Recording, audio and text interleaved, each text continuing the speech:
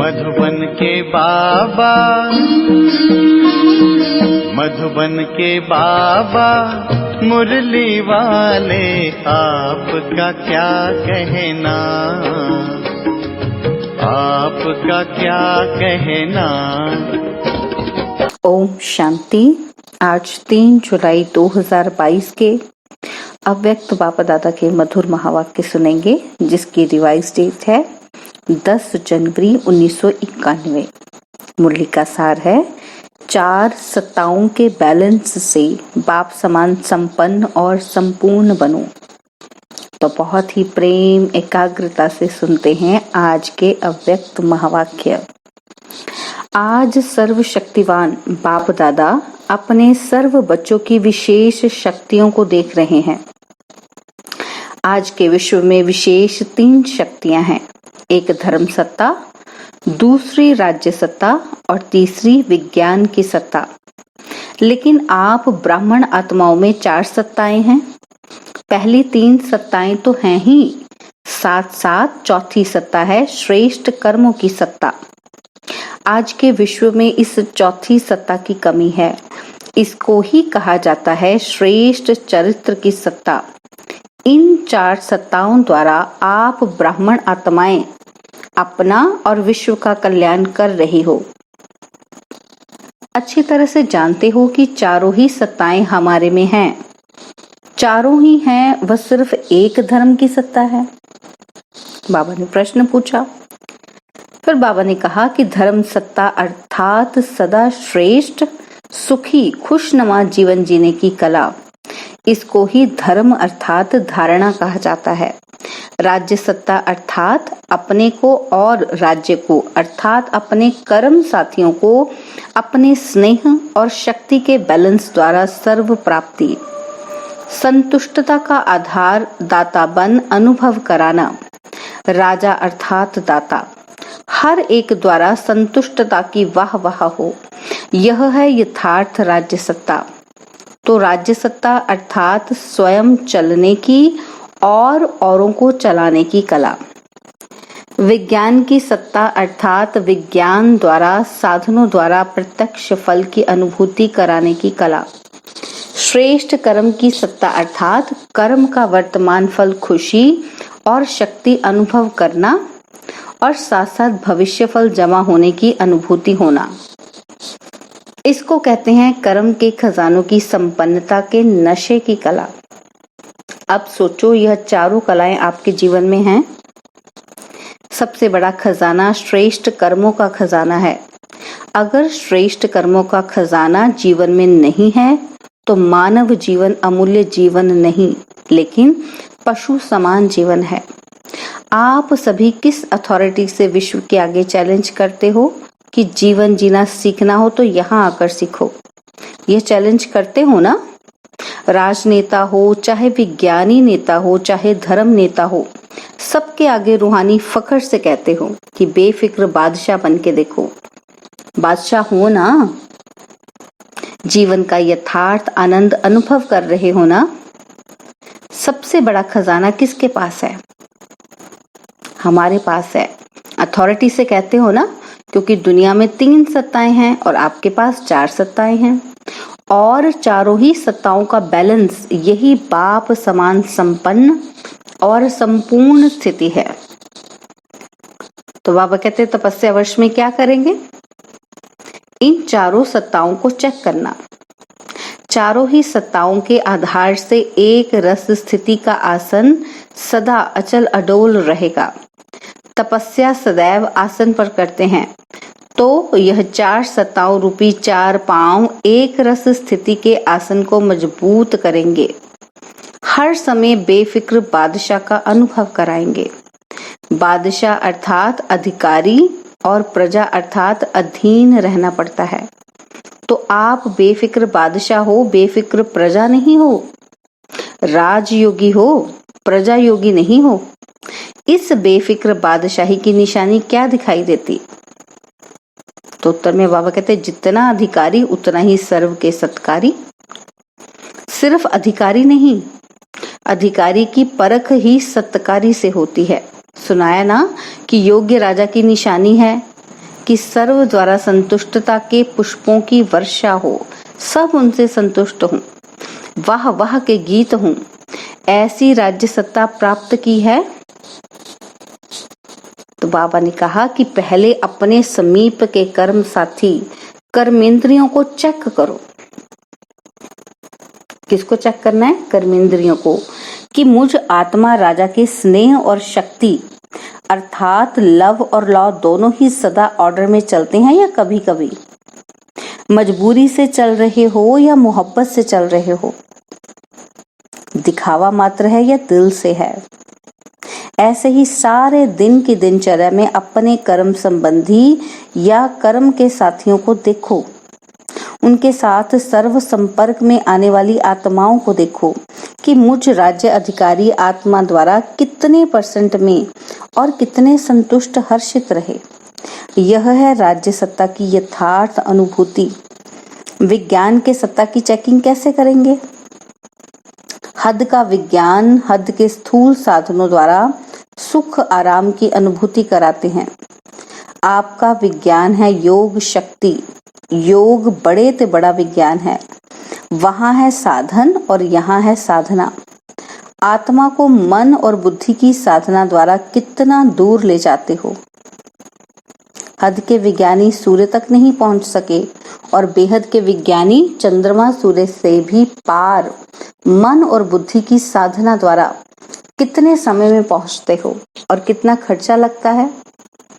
समय को कहते हैं टाइम इज मनी। स्थूल मनी तो नहीं लगती, लेकिन टाइम की मनी भी नहीं लगती। तो कितना बड़ा विज्ञान है। वह एयर कंडीशन द्वारा सुख देते, आराम देते और आप साधना द्वारा जब चाहो तब शीतल स्थिति का अनुभव करो। जब चाहो तब ज्वाला रूप का, शक्ति रूप का अनुभव कर सकते हो। हद का विज्ञान थोड़े समय के लिए आराम देने के निमित्त बनता है, लेकिन आप सदा आराम में रहते हो, चैन की नींद में सोते हो, चैन से उठते हो और चैन से सारा कार्य करते हो। बेचैन होते हो क्या? जब आसन से उतर जाते हो तब बेचैन होते हो, नहीं तो बेचैन का नाम निशान नहीं है। बाबा कहते हैं विज्ञान और क्या करता है?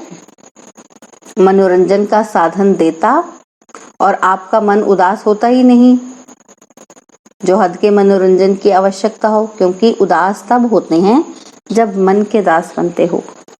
दास बनते हो क्या? बाबा ने फिर पूछा। या कभी कभी 63 जन्मों के संस्कार आ जाते हैं। अभी तो बादशाह बन गए ना दास बनते ना उदास होते, इसलिए मन सदा मौज में रहता है। एकांत में है तो भी मौज में है, संगठन में है तो भी मौज में है। सदा मौजों के दाता मालिक बाप के साथ रहते हो ना, कि कभी कभी रूठ जाते हो। रूठना नहीं, मन अथवा मुंह को फेर नहीं देना। ऐसे चेक करो कि विज्ञान की सत्ता कहाँ तक अविनाशी रहती है। ऐसे ही धर्म सत्ता, धर्म अर्थात श्रेष्ठ जीवन जीने की कला, यह धारणा ही धर्म है। आप सब तो धर्म आत्माएं भी हों और श्रेष्ठ कर्म आत्माएं भी हों। तो यह चेक करो कि ब्राह्मण जीवन में जी रहे हैं। ब्राह्मण जीवन अर्थात सदा निर्विकल्प, निर्विघ्न, निर्विकर्मी, सदा निराकारी, सो साकारी। इसको कहा जाता है जीने की कला।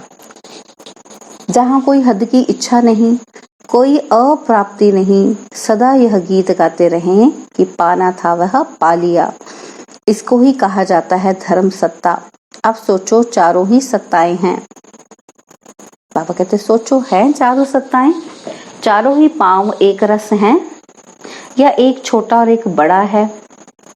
चारों पांव एक रस होंगे तब ही अचल होगा, नहीं तो हलचल होगी। तो सुना, क्या देख रहे थे कि हर एक बच्चे में 4 सत्ताएं कहाँ तक जमा हैं। खुशी से जीने वाले हो ना, मजबूरी से जी रहे हैं, चल रहे हैं, चलना ही है, इसको जीना नहीं कहते। कभी मरता है, कभी जीता है, कभी सांस रुक जाता है, कभी ढीला हो जाता है, कभी तेज हो, यह कोई जीना नहीं है। अच्छा, तो मुरली के दौरान किसी बहन को कुछ तकलीफ हुई तो बाबा ने कहा कि सेकंड में फुल स्टॉप लगाने आता है कि टाइम लगता है। स्थिति गड़बड़ हुई ना तकलीफ से, तो बाबा कहते बीती सो बीती, फुल स्टॉप, यही विज्ञान है। विज्ञान भी चीज को मिटा देता है ना। बेहद के विज्ञान की सत्ता से सेकंड में बिंदी लगाना अर्थात फुल स्टॉप लगाना, इसके लिए ही तपस्या का गोल्डन चांस मिला है, क्योंकि फाइनल पेपर में चारों ओर 5 तत्व प्रकृति के और 5 विकार सभी मिलकर हलचल में लाने का प्रयत्न करेंगे। अति हलचल में सेकंड में अचल रहने वाले ही पास विद ऑनर बनेंगे। ऐसे नहीं समझना कि लास्ट में एकांत में बैठ पेपर देना है। अति हलचल में अति अचल, डिसबैलेंस नहीं होना है, बैलेंस में रहना है। यह है पेपर, यही क्वेश्चन आएगा, इसलिए अभी से अभ्यास करो। बाहर की हलचल मन को हलचल में नहीं लाए, इसको ही कहा जाता है विजयी रत्न। अच्छा, चारों ओर की श्रेष्ठ धर्म सत्ता वाली धर्म आत्माओं को, बेहद के विज्ञान सत्ता वाली साधना स्वरूप आत्माओं को, राज्य सत्ता वाले स्वराज्य अधिकारी आत्माओं को, श्रेष्ठ कर्म सत्ता वाले कर्म योगी आत्माओं को बाप दादा का बेफिक्र बादशाह बनाने वाले बाप का याद प्यार और नमस्ते। हम रूहानी बच्चों की रूहानी बाप दादाजी को दिलवा जान सिकवा प्रेम से नमस्ते। ओम शांति। प्यारे बाबा, मीठे बाबा, मेरे बाबा, शुक्रिया बाबा, शुक्रिया बाबा, शुक्रिया बाबा। तो बाबा ने कहा कि अच्छा, आज टीचर्स ने भी त्याग किया है, तो त्याग का भाग्य स्वरूप याद प्यार विशेष स्वीकार हो।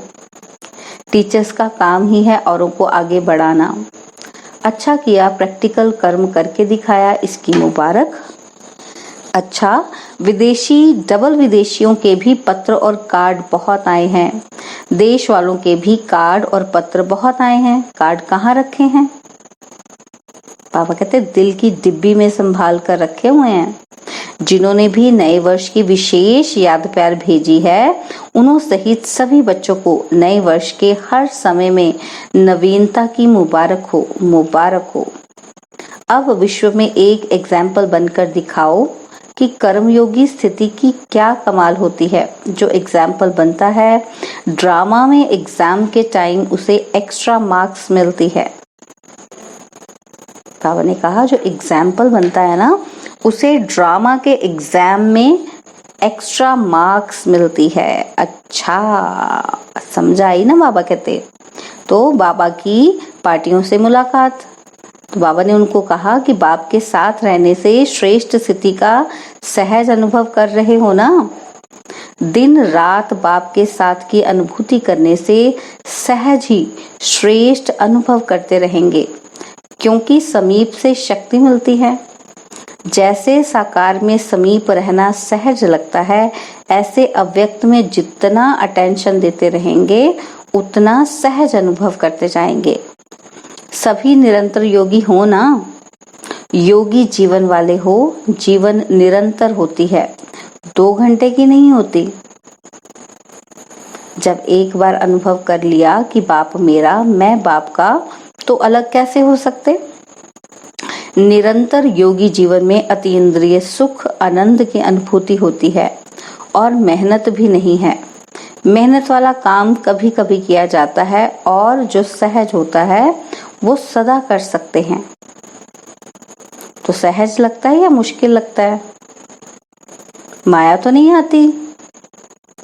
इस समय नशा चढ़ा हुआ है तो माया दिखाई नहीं देती, फिर वहां जाएंगे तो कहेंगे क्या करें, हो गया।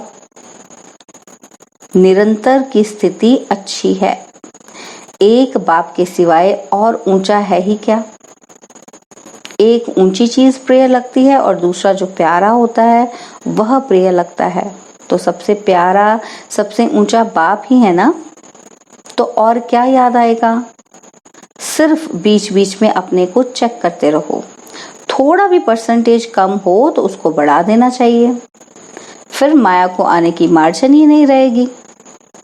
लेकिन होता क्या है, बाबा तो जानते हैं ना, तो बाबा कहते होता क्या है कि चलते चलते साधारण स्थिति होती जाती है और समझते हैं याद तो है ही, भूले तो है ही नहीं। लेकिन साधारण होते होते विस्मृति की ओर चले जाते हैं, इसलिए साधारण भी नहीं होने दो।